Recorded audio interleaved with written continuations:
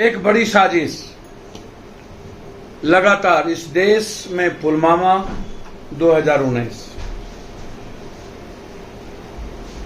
जब नरेंद्र मोदी के दोबारा आने के सारे रास्ते बंद हो गए थे तो एक गहरी साजिश शुरुआत हुई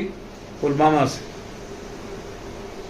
पूरी दुनिया को पता है सतपाल जी ने क्या सवाल खड़े किए और उसको कैसे खत्म किया गया।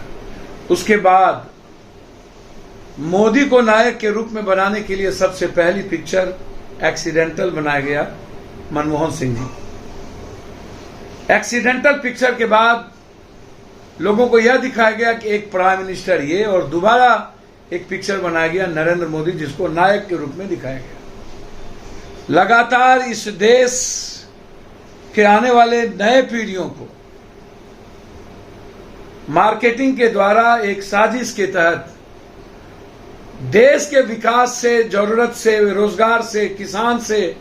आम आदमी के सरोकार से और हमारे देश की जो इकोनॉमी है, हमारा देश की जो एजुकेशन और स्वास्थ्य व्यवस्था है, उसको कंप्लीट रूप से दूर रखने के लिए लगातार एक पर एक साजिश। नरेंद्र मोदी सदी के महानायक हैं पीएम के रूप के बाद। मिशन कश्मीर बनाया गया नफरत पैदा करने, कश्मीर फाइल्स बनाए गए कि हम नफरत को पूरे देश में भड़का सकें। और जब कश्मीर फाइल्स के बाद देश में इस पर कोई बहस शुरू नहीं हुई, असर नहीं हुआ सिवाय मीडिया के, गोदी मीडिया के, तब जाकर के फिर एक पिक्चर, जब सारे रास्ते नरेंद्र मोदी और बीजेपी के बंद हो गए तो उन्होंने 2024 और इन क्षेत्रीय चुनाव को जीतने के लिए एक पिक्चर का पुनः सहारा लिया। जो जिस तरह कश्मीर फाइल्स को गलत तरीके से प्रस्तुत किया गया तोड़ मरोड़ कर, उसी तरह एक पिक्चर बनाया गया केरला फाइल्स,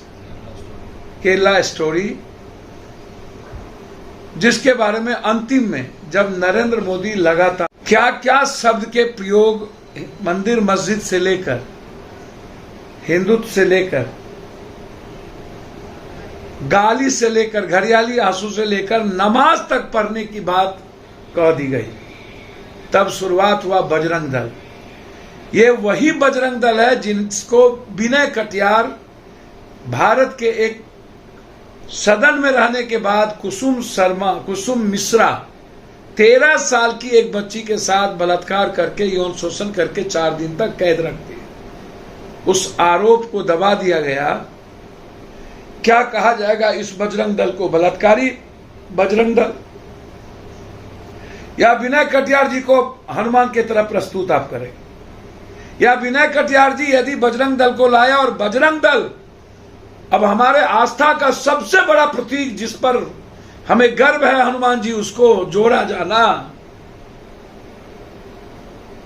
और हर भाषण में नारा लगवाना बजरंग दल, बजरंग बली। कोई रास्ता जब बंद हो गया, बजरंग बली के रास्ते भी जब नरेंद्र मोदी के बंद हो गए, कर्नाटक में जब ये तय हो गई कि पूरे देश में बजरंग बली की मंदिर हम लोग बनाएंगे, पूरे बिहार में पप्पू यादव बनाएंगे, मैं आपसे जानना चाहता हूं,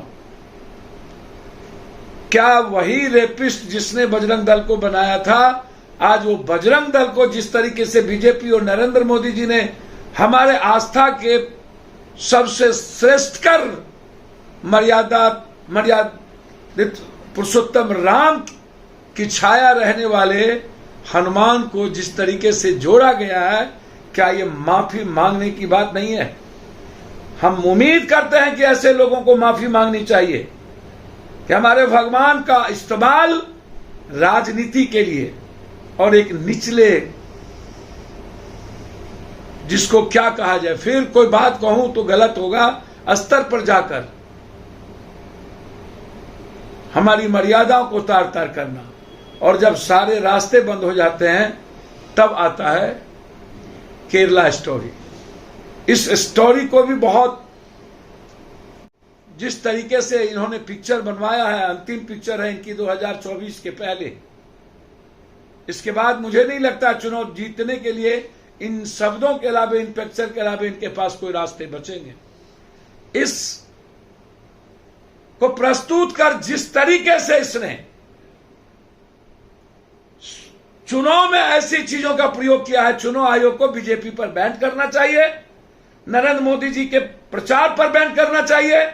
कभी बजरंगबली और कभी गलत पिक्चर,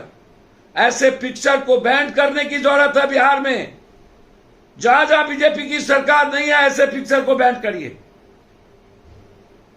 इससे आने वाले पीढ़ियों पर गलत असर पड़ता है और ये ऐसे ही गलत चीजों का सहारा लेकर सत्ता में आने का प्रयास करते हैं। मैं उम्मीद करता हूं सरकार से कि सरकार इस चीजों को बैन करे, अन्यथा विपक्षी सरकार जहां उसको बैन करे और चुनाव आयोग इसको सो मोटो नोटिस ले। और मैं चैलेंज के साथ कहता हूं, इतने गाली गलौज के बाद, धर्म का नाम लेने के बाद यह साबित हो जाएगा इस बार कि अब नरेंद्र मोदी जी और भाजपा की कोई साजिश इस देश के विकास पर, इस देश के रोजगार पर, इस देश के किसान पर, इस देश के महिलाओं पर, इस देश के युवाओं पर, मजदूरों पर कोई असर नहीं पड़ेगा।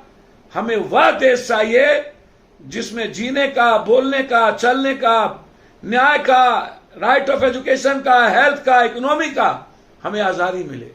और हम उस आजादी के लिए आगे बढ़े हैं। इसीलिए हम आज अपील करते हैं इस देश के हर अंबेडकरवादी लोगों को, हर बुद्धवादी लोगों को, हर मानवतावादी लोगों को और संविधान पर आस्था रखने वालों को कि ऐसे प्रोपेगेंडे का खिलाफ कर हम सबको सोशल मीडिया पर आवाज देना चाहिए। धन्यवाद।